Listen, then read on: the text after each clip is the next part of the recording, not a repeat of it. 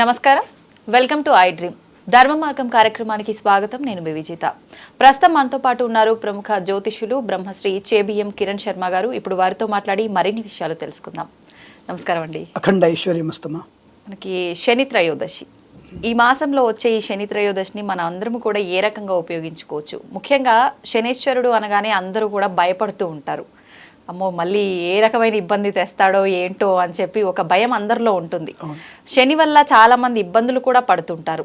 అష్టమ శని, అర్ధాష్టమ శని అని చెప్పి, ఏలినాటి శని అని చెప్పి, ఇటువంటి ఇబ్బందులు ఉన్న వాళ్ళు ఈ శని త్రయోదశిని ఏ రకంగా ఉపయోగించుకుంటే బాగుంటుందంటారు? ఛాయామార్తాండ సంభూతం శనేశ్వరం అనేటువంటిది సూత్రం.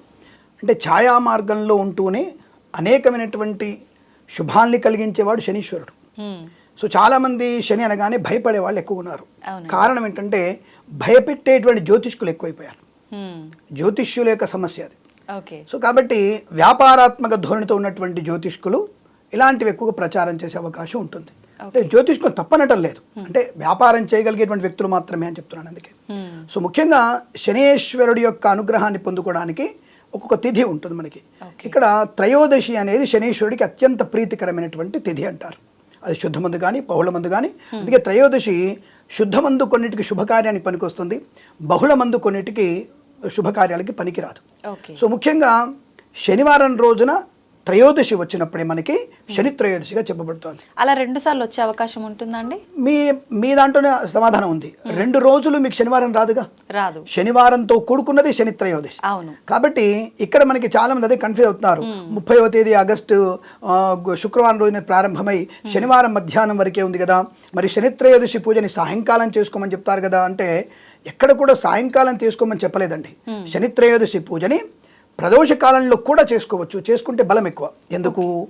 ఈశ్వరాలయంలో ఈ నవగ్రహాల దేవుళ్ళు ఎక్కువగా ఉంటాయి కాబట్టి, నవగ్రహ దేవాలయం ఉంటుంది కాబట్టి ఎక్కువగా కడతారు కాబట్టి, అలా శనీశ్వరుడికి ప్రదోష కాలంలో శివ పూజ ప్రశస్తమైంది కనుక అదే సమయంలో శనీశ్వరుడికి కూడా పూజ చేసి తర్వాత అభిషేకం చేసుకొని వచ్చేస్తే 2 రకాల శుభం కలుగుతుంది. కాబట్టి ప్రదోష కాలంలో శని త్రయోదశి పూజ అని చెప్పబడింది. కానీ శని త్రయోదశి రోజున అంటే శనివారం రోజున ఉన్నటువంటి శని త్రయోదశి అనేది విశేషమైనటువంటి ఫలితాన్ని కలిగిస్తుంది, సందేహం లేదు. అంటే ఎలాగండి అంటే ఒక జన్మదినోత్సవం వచ్చింది మీకు, సరే ఒక జంటల యొక్క పెళ్లి రోజు అనుకోండి, లేదా మీ ఇంట్లో ఒక జన్మదినోత్సవం జరిగింది, ఆ రోజు ప్రత్యేకంగా ఉంటారుగా. కానీ మీ ఇళ్లలో కొనుక్కు ఇప్పుడు పండగ వస్తే ఒక 2-3 డ్రెస్సులు కొనుక్కుని వాళ్ళు ఎప్పటికి ఉన్నాం కదా, ఆ 2-3 జతల్ని కొనుక్కున్నప్పుడు పుట్టినరోజు నాడే వేసుకోం కదా 2 జతలు. అంటే ఏ రోజన్నా కొత్త బట్టలు వేసుకుంటే ఆ రోజు మీకు ఉత్సాహంగానే ఉంటుంది కదా. కాబట్టి అలాగనే శనీశ్వరుడిని ఏ రోజైనా కొలవచ్చు, దానికి ఎటువంటి సందేహం లేదు. కానీ త్రయోదశి విశేషమైంది కాబట్టి ఆ యొక్క శనీశ్వరుడికి అనుగ్రహాన్ని తొందరగా పొందుకునే అవకాశం ఉంటుంది. కాబట్టి శని త్రయోదశి, శనివారంతో కూడుకున్నటువంటి త్రయోదశిని మనం శని త్రయోదశిగా పూజించుకోవాలి. వీలైతే మీరు తప్పకుండా సాయంకాల సమయంలో ప్రదోష కాలంలో చేసుకొని శివుడికి అభిషేకం చేసుకోవచ్చు. మరి ఇప్పుడు 30వ తారీఖు మధ్యాహ్నం నుంచి 31వ తారీఖు మధ్యాహ్నం వరకే ఉంది కదా, నాకు తెలిసి 3 వరకు ఉంది అనుకుంటా. శనివారం రోజున మధ్యాహ్నం 3 గంటల వరకు ఈ త్రయోదశి ఉంది, తదుపరి చతుర్దశి కూడా వచ్చేస్తుంది. కాబట్టి మరి ఆ రోజు ఎప్పుడు పూజ చేసుకోవాలి? మీరు 2 రోజులు వస్తున్నారు అడిగారు. 2 రోజులు ఏం రావట్లేదండి, త్రయోదశి 2 రోజులు వస్తుంది. కానీ శని త్రయోదశి మాత్రం ఒకటే రోజు వచ్చింది, అది 31వ తేదీ మాత్రమే అవుతుంది. అందులో మీరు సందేహపడాల్సిన అవసరం లేదు, అంతవరకే. మరి ఏ రకంగా ఉపయోగించుకోవచ్చు అంటారు అంత మంచి ముఖ్యమైన రోజుని? ఇది వారంలో ఒకసారి, నెలలో 2 సార్లు కూడా వస్తుంది, ఒక్కొక్కసారి నెలలో ఒక్కసారి కూడా రావచ్చు, ఒక్కోసారి 2 నెలలకు ఒకసారి కూడా రావచ్చు. అంటే త్రయోదశితో కూడినటువంటి శనివారం, అది మనకి ఎలాగైనా వస్తుంది. ఎలా ఉపయోగించుకోవాలి అని అంటే ఇప్పుడు ప్రస్తుత కాలంలో ఏలినాటి అనేది మీనము, కుంభము, మకర రాశి వారికి, అలాగే అష్టమ శని కర్కాటక రాశి వారికి, అర్ధాష్టమ శని వృశ్చిక రాశి వారికి ఏర్పడుతోంది. ఈ 5 రాశుల వారు ముఖ్యంగా శనిపీడా పరిహారం పోగొట్టుకోవడానికి తప్పకుండా నవగ్రహాల దేవాలయంలో శనీశ్వరుడికి తైలాభిషేకం చేయాల్సిందే. చేయడం వల్ల ప్రయోజనం బాగుంటుంది. ఏమంటే పూజలు చేయడం వల్ల శనీశ్వరుడితో పారిపోతాడా, మనల్ని అంటుకున్నవాడు వదిలిపోతాడా అంటే వదిలిపోవాల్సిన అవసరం లేదు. కానీ తాత్కాలిక అంటే మీకు చెప్తాను, ఇప్పుడు మీకు లౌకికంగా చెప్తాను నేను. మీరైనా పని మీద ఇప్పుడు బయటకు వెళ్తున్నారు, సపోజ్ మీరే మంచిగా తయారయ్యారు, షూటింగ్ కోసం రావాలి, మీరు యాంకరింగ్ ఉంది ఇంపార్టెంట్, రేవంత్ రెడ్డి గారితో యాంకరింగ్ ఉంది, అయితే చంద్రబాబు నాయుడు గారితో యాంకరింగ్ ఉంది, మీరు అర్జెంటుగా వెళ్ళాలి, రెడీ అయిపోయారు, తెల్ల బట్టలు వేసుకెళ్ళారు, టక్కున బండి వాడు పక్కన చెల్లాడు, ఒక మరక మీ మీద పడింది. ఇప్పుడు దాన్ని ఏం చేస్తారు మీరు? ఆ మరక పోవడానికి ఏం చేస్తారు ఉపాయం అంటే స్టెయినర్ ఏదో వాడతారు, అంటే స్టెయినర్ వాడతారు, ఆ మురికిని పోగొట్టుకోవడం ప్రయత్నం చేస్తారు. అంటే అక్కడికక్కడ మీరు సమస్యని పరిష్కరించుకోగలిగే అవకాశం ఉంటుంది. అంటే డ్రెస్ మార్చుకునే అవకాశం లేదు, కానీ ఆ మరకని పోగొట్టుకునే అవకాశం ఉంటుంది లాగా అన్నమాట. అంటే మనం ఈ తైలాభిషేకము, స్వామివారి అర్చన, అభిషేకము, హోమము చేసుకున్నప్పుడు శని పూర్తిగా తొలగకపోయినా తాత్కాలికమైనటువంటి ఉపశమనాన్ని కలిగించే అవకాశం ఉంటుంది. ఇది మనం తెలుసుకోవాలి. అందుకే అభిషేకం జాతకంలో పడినటువంటి ప్రభావం ఎందుకు తొలగిపోతుంది? తొలగిపోవాలంటే ఆయన్ని ఉపాసన చేసుకోవాలి, ఆయన ఉపాసించాలి బాగా. శనీశ్వరుని ఎక్కువ ప్రార్థన చేయాలి, స్తోత్రము చేయాలి. అభిషేకం చేస్తే ఆయన యొక్క ప్రభావం తగ్గిస్తాడు. వీడు నన్ను పూజిస్తున్నాడు, సో నన్ను అనుగ్రహించమని కోరుకుంటున్నాడు, కాబట్టి తన్ని మనం తప్పకుండా అనుగ్రహించవద్దని చెప్పేసి తన నెగిటివ్ ఎనర్జీ తగ్గిస్తూ ఉంటాడు. అంటే పూర్తి తగ్గించేసి ఆఖరిలో వచ్చరికి చిన్న చిన్న లోపాలు పెట్టేసి దాన్ని పూర్తిగా దాని రూపమాపే అవకాశం ఉంటుంది. అలాగనమాట. అయితే ముఖ్యంగా ఓన్లీ తైలాభిషేకం ఒక్కటే చేస్తే సరిపోతుందా? కుదరని వాళ్ళు ఇంకేదైనా చేసే అవకాశం ఉందా? నేను చాలా మంది చెప్తుంటాను, ఇప్పుడు అందరికీ కూడా ఇప్పుడు మీద డబ్బు ఉంది, సో ఒక 25,000 ఖర్చు పెట్టుకోగలిగే అవకాశం ఉంది. శనివార జపం చేయించండి, శనీశ్వరుడికి దానం చేయండి. నవగ్రహ దేవాలయంలో శనీశ్వరుడికి తైలాభిషేకం, పంచామృతాభిషేకం, నలుపు రంగు వస్త్రాలని ధరింపజేయడం, అక్కడ నుండి 100 మందికో 10 మందికో 50 మందికో అన్నదానం చేయడం, అక్కడ నుండి వేద పండితులకి పురోహితులకి వస్త్రదానం చేయడం, భోజన పదార్థాలు దానం చేయడం లాంటివి చేసుకునే అవకాశం ఉంటుంది డబ్బు ఉంటే.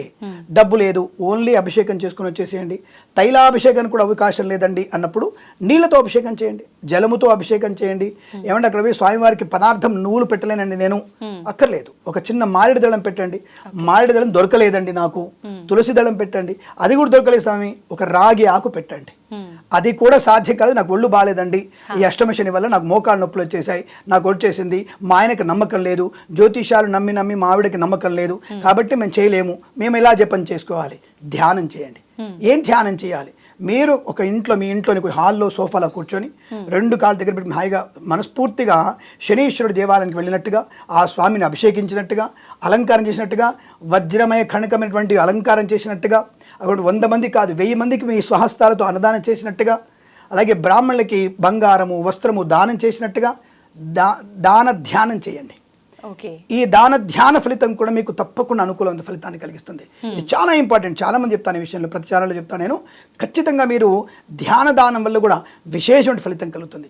అయితే ధ్యాన దానం వల్ల మనకి ఎలా కలుగుతుందండి అంటే, మనం ధ్యానం చేస్తున్నాం, అన్నం పెడుతున్నాం, బంగారం ఇస్తున్నాం, వస్త్రం ఇస్తున్నాం, బీదవారికి ఏదైనా సేవ చేస్తున్నాం, హాస్పిటల్లో సేవ ధ్యానం చేస్తున్నాం కదా.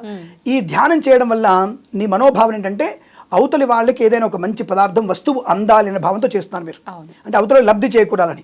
మీ సంకల్పం ఏమిటంటే, మీ సంకల్పము ప్రకృతిలోకి వెళ్ళి భగవంతు అనుగ్రహంతో అలా దానం చేసే వాళ్ళ సంఖ్య పెరుగుతుంది. ఆ దానం చేసే సంఖ్య పెరిగినప్పుడు ఏదో మీ సంకల్పం ఏంటి? 1,000 మందికి దానం చేయాలి. ఆ దానం ఇతరుల యొక్క ప్రభావము చేత, ఆ యొక్క పుణ్యబలము చేత ఆ దానం అందరికి కూడా ఇవ్వబడుతుంది. సంకల్పం మీదే, కానీ అక్కడ చేరుకుంటూ అందరి వల్ల చేరుతుంది. దానివల్ల వచ్చేటువంటి పుణ్య ఫలితము 0.1% ఒక్కొక్క వ్యక్తి నుంచి వచ్చినా మీకు పూర్తి పుణ్య ఫలితం వస్తుంది. అది ధ్యానానికి ఉన్నటువంటి బలం. దీని పేరే ధ్యాన దానం అంటారు, దీన్ని దాన ధ్యానం అని చెప్పవచ్చు. ఇలా చేయడం వల్ల కూడా తప్పకుండా శనీశ్వరుడే కాదు, ప్రతి ఒక్క గ్రహం యొక్క అనుగ్రహం ఎక్కువగా ఉంటుంది. శనీశ్వరుడు ఒక రాశిలో 2.5 సంవత్సరాలు ఉంటాడు కాబట్టి ఎక్కువగా శనీశ్వరుని గురించి తీసుకుంటారు. నెక్స్ట్ ఉన్నటువంటి ఇమీడియట్ గ్రహం గురుగ్రహం.